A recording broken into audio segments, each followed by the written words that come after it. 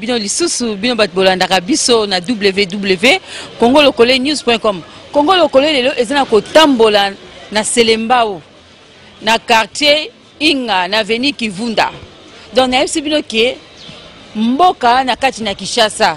Donc Kinshasa na kati na mboka. Donc batu ya koto yo na Selembao bazala na maite, bazala na courant te, place nyonso zomona do basali plus de 5 ans. Bazala na maite, bazala na courant te, toyoka population. Le quartier Inga, Bolo, mais difficulté mon tozalaka awa, courant na mai, courant et par nakabiso moi moke mais ba délestage. Comment ça se fait-il que courant to ko futa facture complète, mais tozoa que énergie, au moins 15 jours pamba ya courant. Le courant lobby de l'estage, le courant lobby de l'estage. Quant à Maï, tu lobby tout Maï est Bunga Bisso depuis 3 ans passés. Concernant la sécurité de notre Koloba, dans le quartier Nabiso Aoya Inga, plus précisément na Balabala Oyo, na Kimvui, quartier Nabiso Oyo. Dieu merci que banda service de Kofeyaka, opération de Kofeyaka, moi mon boulot ezalaki makasi pour na jeune. En tout cas c'est ko etikala les sociétés. Nous akimia a petit quartier ba respecta kabiso ba parents, tous a bien na bango. Mon boulot ezate. Kuna coup de chapeau pour na opération wana pe na ba petit obatikala pour bateyama. Comme ah, tous en avenue Kimvudi, numéro 15. Ah, toi, la commune à Selembao, quartier Inga. Donc, biso vraiment koto d'or. Couramment écoute yon lobelate. Donc, yon se passe. Insécurité à ezalaraté. Donc, yon bate ba kondiron bazalara wapi. Donc, ba kabola ba kako côté na bango. Donc, bango mbok na moizara po na bango. Ba kondina ba ndeko na bango. Donc, biso ba bola do ba kipara biso te. Donc, lito lo ba kibndeti surtout kutu likamba couramment a to melama ma boulou. Toza na kati ya kini. To ke melama ma boulou na sens ni poani. Ata ba kondia mboka baza. Mote ba kipara biso te. Bache biso no ka bango ba kondi ba mela ma ya biso to ke na mela ma boule ndeti ba mama kelele a so la muki 5 heures to zo maite mai soki ba 5 koki ba to ba 10 ans pe banda to koma ko to ba mai ikute mo tu ezali ba résident zo ko to yango aka na manifeste a mais biso ko to mai bimate mai na ngamba bumbu fe bo somba so za 500 fati 200 fatos o zo maite e bon aussi ko poani bango ba kondi ba ponaka bango na bango biso te senga bango nde baya ko batela biso likambo o parce que ezalaka te pe ezalaka jamais biso toza biso to ba na kin fait to profiter la richesse ta mboka na biso poni bango ba bénéficiera biso te poni ya lo baka zite ba c'est ma na quartier Inga biso a mai ezalaka te papa banda 5 ans to souffrir na mai ezalaka te biso a talaka mona banda soto tuti ke mai akomela kutu ko toza ba cho aba tira su ba cho comme le roi extension dans mai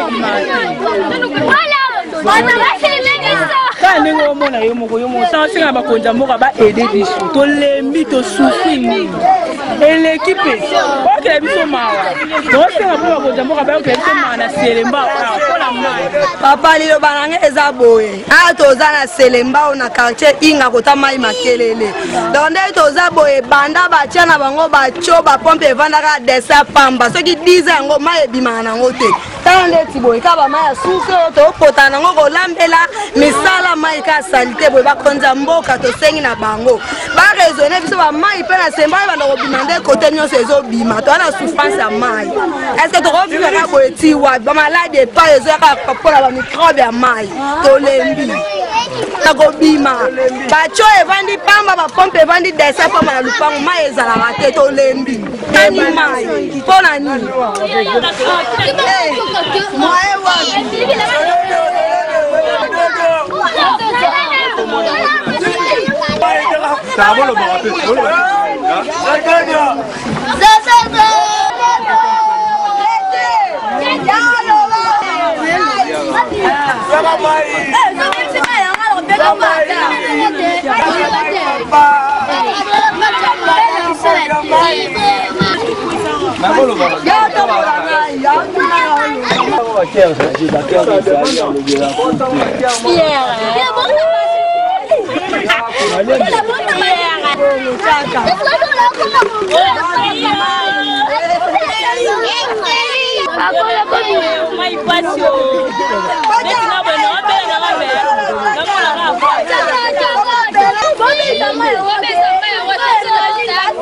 Lisa, Tuluba, Tulema, na Tulubara, tu considères le bapo, tout le monde a échangé à Karati. Biso a peine tu as difficulté, ma casse peine à maille, difficulté à courant, à rouler la coûte.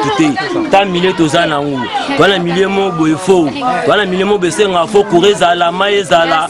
Pour toi côté mon besoin de côté mon de ba ya passe. Pour comme ami côté mususu, bazan lumière à ma casse. Côté mususu maille de sopana de surtout bazan à bangoté. Le biso côté to OK la ba maille. Lo ça biso ne passe ma casse de peine en wana. Ba konzamboka o balanda biso bayokela biso pena mawantaki na kolela toli lantaki bana Kongo banini bakokisa baposa na biso na ba oyo zozanga koto oyo na sepa makasi pena soki mokonzi pena obeta sete pena kama mai na commune ya Selembao na veni Kimvidi na sepa makasi po eza commune ya makasi ba prison eza na commune ya Selembao hôpital munene eza na commune ya Selembao so bo négligent boye na biso moko boye sa biso ba propriété mais c'est une journaliste on a na posa na lubaya wana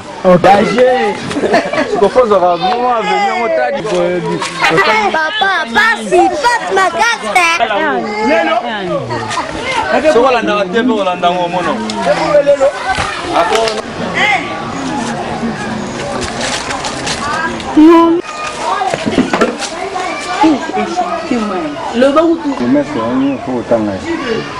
Ya mai oyo esi esali biso 4 ans. Donc dans le mois ya août tokoksi 4 ans mai ebimaka te.